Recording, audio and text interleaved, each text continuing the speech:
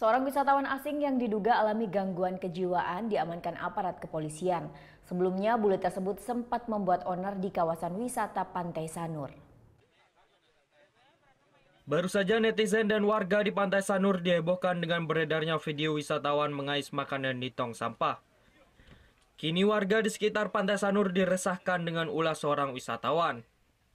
Kamis siang, warga dan pedagang yang ada di kawasan objek wisata Pantai Sanur diresahkan dengan ulah seorang wisatawan yang diduga mengalami gangguan jiwa.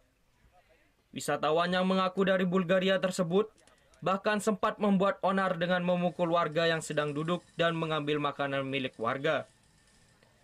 Tidak hanya itu, dia juga menantang sejumlah warga untuk berkelahi. Ulahnya pun membuat warga dan pedagang resah. Tamunya datang, naruh kampil itu loh, sampah itu. Dan itu tiba-tiba dia balik lagi, terus bapaknya ditendang. Ya itu kenapa katanya dia nendang, Pak?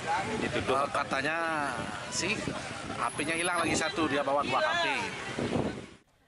Upaya warga untuk menangani bule tersebut tidak berhasil. Bule tersebut akhirnya diamankan petugas dari Polsek Denpasar Selatan. Belum diketahui pasti asal wisatawan tersebut. Surya Sanjaya melaporkan untuk NET. Oh yang beneran? Iya, oke. Tapi gue pernah.